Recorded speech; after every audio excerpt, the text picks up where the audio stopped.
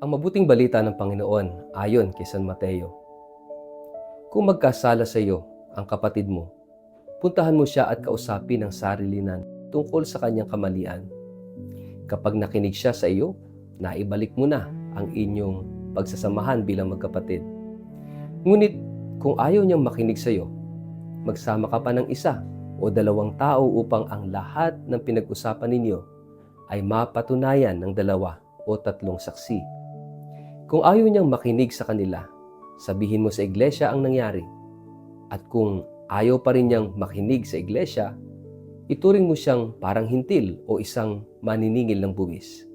Tandaan ninyo, anumang ipagbawal ninyo dito sa lupa ay ipagbabawal sa langit, at ang ipahintulot ninyo dito sa lupa ay ipahihintulot sa langit.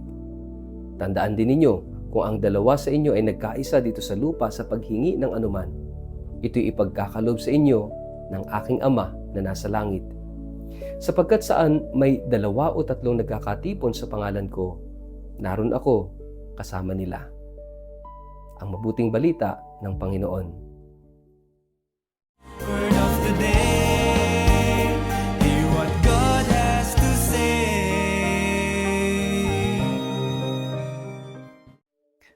Mapagpalang araw po sa inyong lahat. Kumusta po kayo? Ang ating words of the day ay pagkakasundo. Mas madali bang lumayo kaysa magkaayos? May napansin ka na ba kung gaano kadaling masira ang isang relasyon, ngunit napakahirap itong buuhin muli? Minsan isang salita lamang ang kailangan upang masaktan ng isang tao. Isang maling desisyon lamang ang maaring sumira sa matagal ng pagkakaibigan. Isang hindi pagkakaunawaan lamang ang maaring magpalayo sa magkakapamilya. Kapag nasaktan tayo, natural lamang na gusto nating umiwas. Kapag tayo ay nagalit, mas madali nating piliing manahimik kaysa makipag-usap. Kapag may nagkasala sa atin, madalas ang una nating inaiisip ay lumayo kaysa magpatawad. Sa panahon ngayon, napakadali ng putulin ng isang relasyon. Isang block, isang unfriend, o isang tahimik na paglayo lamang ay sapat na upang tapusin ang isang samahan.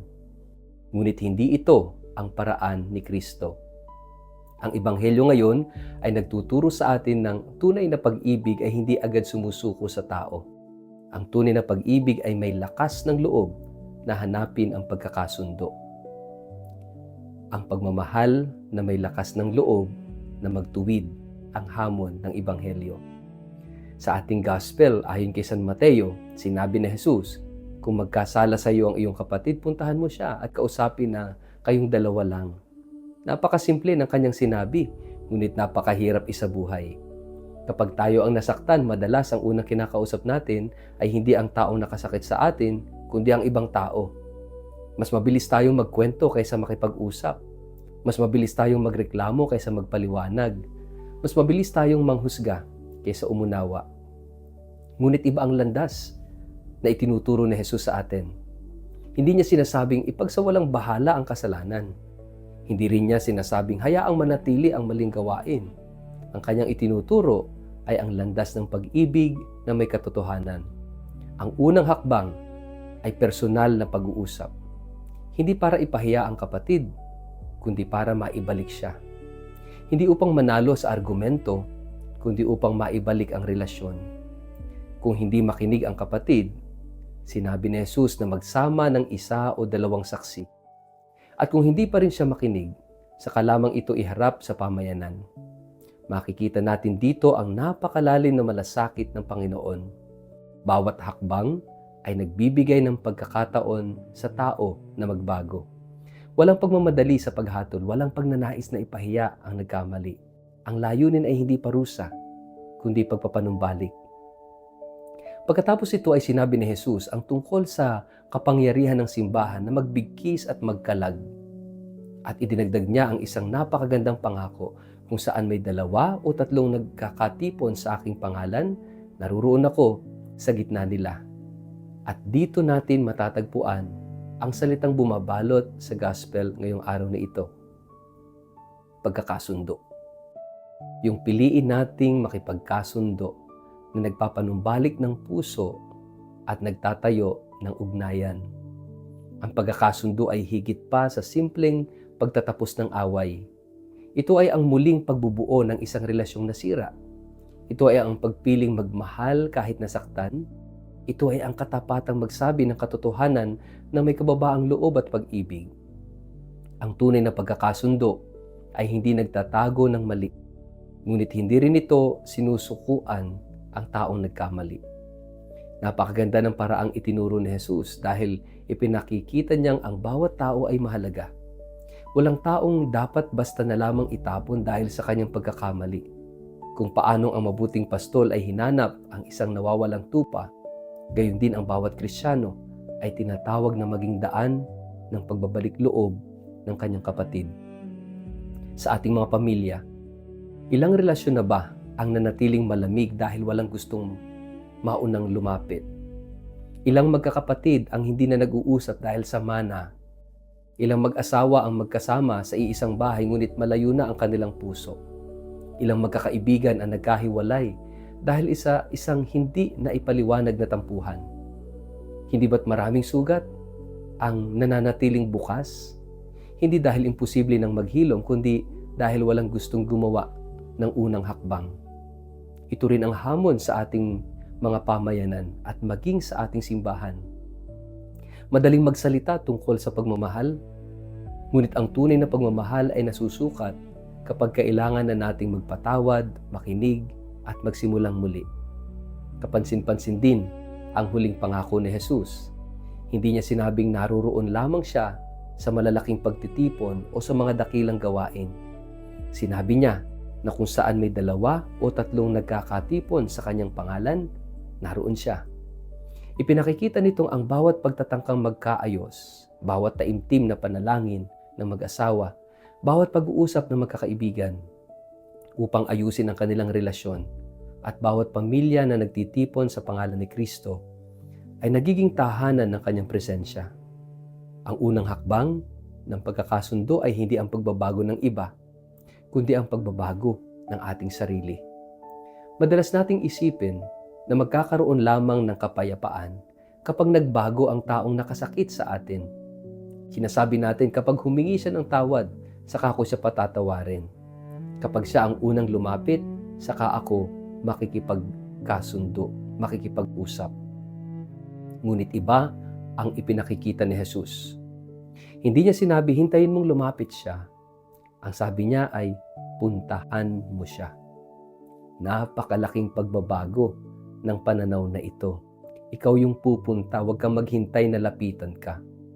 Ang unang hakbang sa pagkakasundo ay hindi paghihintay. Ito ay ang pagmamahal na handang lumapit. Ganito ang ginawa ng Diyos sa atin. Hindi niya hinintay na maging perpekto tayo bago niya tayo minahal. Siya ang unang lumapit. Siya ang unang nagpatawad. Siya ang unang nag-alay ng kanyang sarili sa krus upang maibalik ang ating relasyon sa Ama. Siya ang unang nagmahal. Kung nais nating maging tunay na alagad ni Kristo, kailangan din nating matutong gumawa ng unang hakbang. Hindi dahil tayo ang may kasalanan, kundi dahil pinili nating maging instrumento ng kapayapaan. Mga kapatid, sana maging tagapagdala tayo ng pagkakasundo. Ito yung hamon sa atin. Kaya ngayong araw na ito, tandaan natin yung salitang pagkakasundo. Ito yung kailangan ng ating mundo, kailangan ng ating lipunan. Piliin natin ang pagkakasundo na nagpapanumbalik ng puso at nagtatayo ng ugnayan. May tao bang matagal mo nang hindi kinakausap? May kapamilya ka bang hinihintay mo pang maunang lumapit? May kaibigan ka bang matagal nang nasaktan at hindi mo na muling kinausap? Marahil ngayon ang tamang panahon upang gawin ang unang hakbang. Isang tawag, isang mensahe, isang pakikipag-usap, isang taimtim na paghingi ng tawad, isang pusong handang makinig. Hindi lahat ng sugat ay agad naghihilom. Hindi lahat ng relasyon ay agad na ibabalik. Ngunit bawat hakbang tungo sa pagkakasundo ay hakbang patungo kay Kristo. Kapag pinili nating magkasundo kaysa magpalayo, pinipili nating maging larawan ng Diyos na hindi napapagod maghanap, magpatawad at magmahal. At kapag ang ating mga tahanan, komunidad at simbahan ay naging lugar ng pagkakasundo, tunay na matutupad ang pangako ni Jesus. Naroon ako sa gitna nila. Kaya magnilay po tayo, tingnan natin, suriin natin ang ating sarili, ang ating buhay. Meron bang taong kailangan kong lapitan ngayon upang simulan ang pagkakasundo? At ano ang humahadlang sa akin upang gawin ang unang hakbang na iyon? Sa ngalan ng Ama at ng Anak at ng Espiritu Santo, Amen. Panginoong Jesus, Ikaw ang prinsipe ng kapayapaan na dumating upang pag-isahin ang mga pusong nahati dahil sa kasalanan. Bigyan mo ako ng kababaang loob na humingi ng tawad kapag ako ang nagkamali at ng pusong marunong magpatawad kapag ako ang nasaktan. Turuan mo akong maging tagapagdala ng pagkakasundo sa aking pamilya, komunidad at simbahan. Naway sa bawat salita at kilos ko ay maranasan ng iba ang iyong pag-ibig na nagpapahilom at nagpapanumbalik. Amen. Pagpalain po kayo at ingatan ng makapangyarihang Diyos, Ama at Anak at Espiritu Santo. Amen.